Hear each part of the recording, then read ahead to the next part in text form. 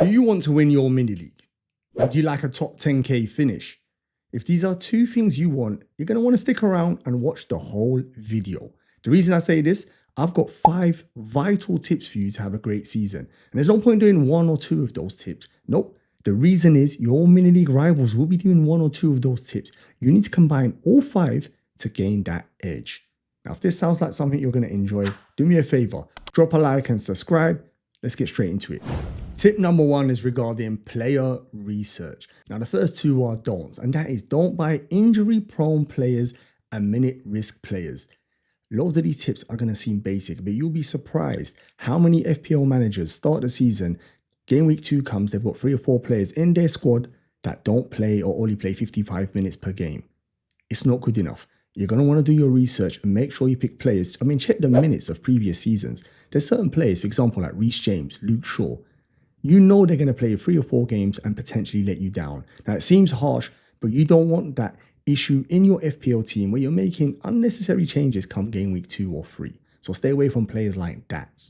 Do buy players who take penalties and set pieces. Sounds obvious, but very important. There's just more ways to point. Basically, one of your players could be having a terrible game, a jammy penalty, next thing you know, you've got 8 or 12 points. You need those players in your squads. Do buy players from the top teams. We get enough budget, 100 million. There's no need for you to be stacked full of players from promoted teams, 2 Leeds players and a Sunderland. No, you do not need to do that. It's all right if 2 of those players are potentially on your bench and you only ever need them if you've got injuries or there's crazy rotation. But do not look to be starting those players in your team. You have enough budget to be buying the best players from the best teams. Do consider players who are more likely to get bonus points and also players who are more likely to get DEFCON, which is the new scoring system in FPL. If you don't know about that, please check out my previous videos. I've done a video on this explaining everything you need to know. And trust me, it's vital. It's so important. It's a game changer, actually. And you'll see a lot of teams in your mini leagues with players you wouldn't normally expect. Tells you how much of a change to the game this is. So definitely check that out.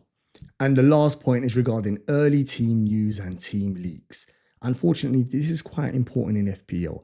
I understand not everyone is around their phone or laptops come deadline time. You could be out, you could be working. But if you do have time, put an alarm on your phone, put a reminder on half an hour, 45 minutes before the deadline, and check out specific sites that might provide you with that information. If you're not sure where to go, I would say follow me on X or tune into my deadline streams where I'll do all the back-breaking work for you and provide you with the team leaks, information that might prove to be pivotal. At times, it might mean selling a player, captaining a player, changing your captaincy, making a substitution, that level of information. Tip number 2 is regarding fixture planning. Now, this is incredibly important, and I'm going to start with the first part of fixture planning, and that is targeting blocks of easy fixtures. Why is this important? If you don't do this, you'll be having to use in transfers much more frequently than a manager who does this well. We can roll up to 5 transfers, and that is super powerful. And if you do this type of planning, you can look at your team in 2 or 3 or 4 game weeks and they still have good fixtures. If you don't do this, every other week you look at your team and half the team's got horrible fixtures, which could mean low scoring game weeks for you. And the opposition in your mini leagues who have done this are scoring much more higher. So this is so vital. If you're not quite sure what I mean by this, I've done a video as well, which I'll signpost in this one here to help you. I've done the groundwork for you, showing you where the best blocks of fixtures are. Use data to help you target the fixtures. Now, even if you're a eye test manager who just likes to watch football and pick your players and teams, nothing wrong with that. But I do think this is one of the areas where data can assist you. I use Fantasy Football Scout members area, which allows me to have expected data, all XG, XA, DEFCON points, form, all of that good stuff, which could help me pick the easiest teams and the teams that I want to target. If you do target blocks of easy fixtures and use the data, trust me, you'll be able to roll transfers, which is super powerful. Have captaincy in mind when planning. Super important. We're going to talk more about this later on, but when you are picking fixtures, you need to make sure one of your premium players or one of your top bracket players always has an easy fixture every game week. Very important. Be wary of what fixture difficulty rating tools you're using. Loads out there are static. And what I mean by that is they do not get updated regularly enough. Some have teams as easy, but when the season starts 3 or 4 game weeks in, you can clearly see they're a much more difficult team than the FDR says so. Likewise, a team that is very hard could have got a manager sacked. 3 players have been injured. All of a sudden, they're a much more easier fixture. So I adjust my own FDR. If you're interested in using that, my members have access to that. So you're more than welcome to sign up and get access to that FDR. And the last thing to say regarding fixture planning is make sure you check European games and other cup games because they're vital when you're picking your fixture blocks as well. You have to bear that in mind. You might think there's loads of easy fixtures, but then they've got the most difficult Champions League fixtures in between those, which could have an impact on things like rotation. So definitely consider that as well. Chip strategy time. One of the most exciting times for an FPL manager, but also one of the most important times. The good news is, if you've done your fixture planning and done your chip strategy, you're going to be in a great place to be able to time and plan when to use your chip effectively. If you've done those 2 things correctly, you're going to be in a good place to use your chips. And a scenario would be something like this. You've got someone like Haaland who's got a double game week against 2 teams that have just been promoted and they're conceding loads of goals. Then guess what? You might stick the triple captain on and just enjoy those points. I always forget to do this, but do me a favor. If you are enjoying this video, drop a like and subscribe, put the notifications on. I'm going to be doing good content throughout the whole season, hopefully making sure you destroy your mini league rivals. Using chips on a double game week is very important. Normally, you only get that on the second half of the season because of the cup competitions and other cancellations. This season though, I said we've got 4 chips to use in the first half of the season. Very unlikely to have a double game week, which means it's a different element for us. We're going to be using those chips in a single game week, which is exciting, something different. But it doesn't take away that we still need to do our fixture planning and player research to make sure we capitalize on those chips. Combining the chips is another very important one. A lot of managers sleep on this, but for example, you might wildcard. After the wildcard, you can bench boost because then you've got your best squad possible of 15 players that might have a double game week, or at minimum, all the players play. So combining chips is very important, especially later on in the season when we do have double game weeks. In FPL, you always have to be adaptable, but that's even more important when we're talking chips, because you might plan, for example, to wildcard in game week 7, but something happens, something changes. A team that you was banking on, tripling up on, gone off form. Certain key player you was going to triple captain, they've got injured. These are things you need to have in play. Do not be stubborn and think, nope, I'm using it in game week 6. That was my plan. No. You need to be adaptable because during the season, strange things are going to happen and you're going to have to adjust to them. And the last point I want to say is just don't copy other managers' chip strategies. You might look and get ideas, but every team is different. Every manager's playing style is different. So you're going to want to look at your team and try your best to form your own chip strategy. Captaincy in FPL is so important. I know all the other tips are important, but this one here probably is number 1 because this is a weekly decision you need to get right. So this is why I'm going to start with saying, play it safe with captaincy. What do I mean by that is, well, pick the captain obvious. And we tend to know each week in our team, we have a player, which is normally a premium player, one of the top players, say a Haaland or a Salah or a Palmer, hopefully playing a weaker team. And now you can see why adding up all the other points, because you need your player research, you need your fixture plannings in place to make sure to give you the best captaincy. You see how this works? You need to put them all together. 1 tip, 2 tips is useless.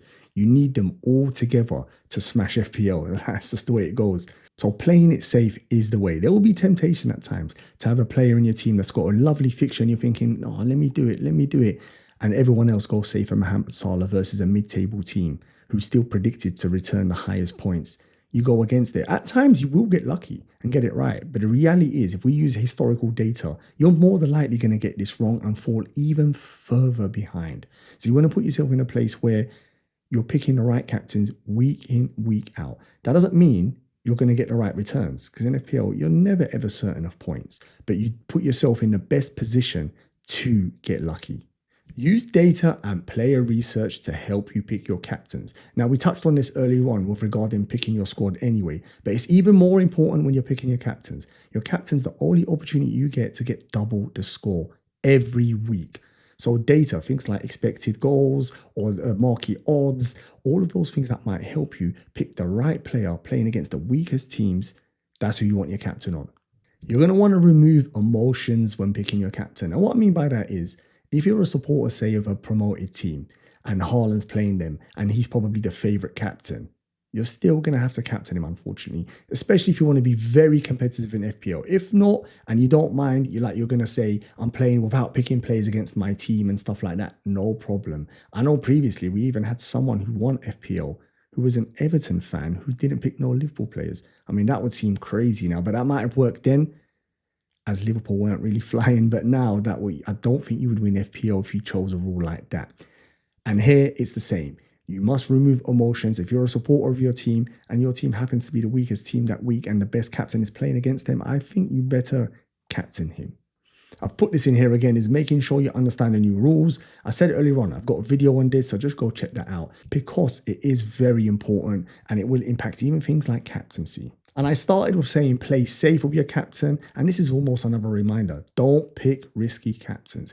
Captains are for your sure thing, well, as close as possible. But you do not want to pick differential captains unless it's the last couple of game weeks of the season. You're 30, 40 points behind your mini league rival, and you know they're going to pick the captain, obvious, probably the best captain of that game week, and you're going to go against him. That's totally understandable. But at the start of the season, you need to play almost with the blinkers on. And what I mean by that is don't worry about them. Pick the best captain every game week. Pick who you think is going to get the most points. Keep it as simple as that. And the last tip is regarding playing safe. Now, some of you might not agree with this one here because some of you might think, no, I want to play aggressive. I want to pick differential captains. I want to take hits every week. Nothing wrong with that. I'm only giving you from my experience. I've been playing FPL for a long time. I've had successful seasons in FPL myself. I've also done videos and spoken to other very successful managers. In fact, some of the best managers in the world. And I look at their playing style and it's super safe. It's data driven, very analytical. They're not making crazy decisions every week. And normally a good sign of an FPL manager is it's a steady ship. They're not having to do much. They're not having to make many decisions week in and week out. So here, I'm going to start with being patient. You cannot be frustrated after 1 or 2 game weeks. You've put a player in, you've got high hopes, they've blanked. They've done nothing. They're missing sitters or they're not getting assists and they might be expensive. There is a time and a place where you need to hold your nerve and just keep that player in your team. Every manager has a different cutoff. Some might be 3 or 4 or 5 game weeks where they think, you know what, I need to change this player. Some are even more patient than that. But you're going to need patience in FPL. If you're going to be making reactive decisions week in, week out, you're going to suffer. It's going to result in a dysfunctional team. It's going to result on the hits. So you're losing points week in and week out. So being patient in FPL is a skill.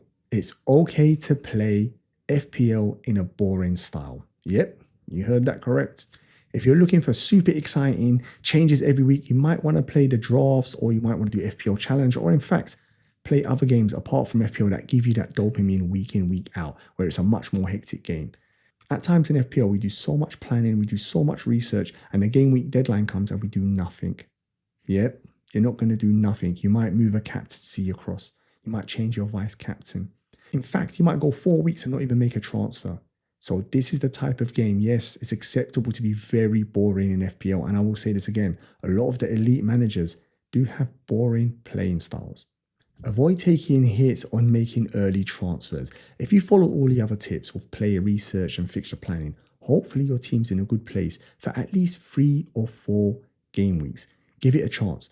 Don't rage transfer. Don't get frustrated after game week 1 and start ripping up your team, taking hits. That's just going to put you in a bad position. And in fact, all of the research you've done just gone out the window after 1 game week. That's not a good place to be in. Yes, there will be scenarios where you do need to make early transfers. For example, your premium gets injured and he's out for say 6 or 7 weeks. Too expensive to leave on the bench. You're going to lose value. Make that change. There will be scenarios where you might need to make an early wildcard. Nothing wrong with that. But the majority of the time, again, it comes back to playing safe, playing a little bit boring. Be patient and give your team time. When it is time to make transfers though, please go back to the player research tip and go through all of those points there to make sure you get the transfer correct. And the last thing I want to say is all about small gains week in, week out. The top managers look to make small gains week in, week out. They're not trying to blow the opponents away. You're not looking at mini league rivals and thinking, this week I want to make 20 points on them. In FPL, if you get 4, 5, 6 points ahead of your mini league rival, that's incredible. Do not be frustrated and think I need to change everything to be making 15, 20 points. In fact, it's very rare you make those gains. So be patient. If your team's doing well and you're making small gains, 1 or 2 points, 3 or 4 points week in, week out, you're in the right track. I hope you enjoyed the video, but more importantly, I hope you found the video useful. I use these guidelines and it served me really, really well. So hopefully it's going to do the same for you. In fact, get in the comments week in, week out and let me know how you're doing. Hopefully you're telling me I'm top of my mini league. That's what I want to hear. Now, before you jump off to your next video, do me a favor, drop a like and subscribe. I'd really appreciate that. And the last thing I want to say is check out my other videos. I've got loads of incredible preseason content, which is going to help you be ready for game week 1.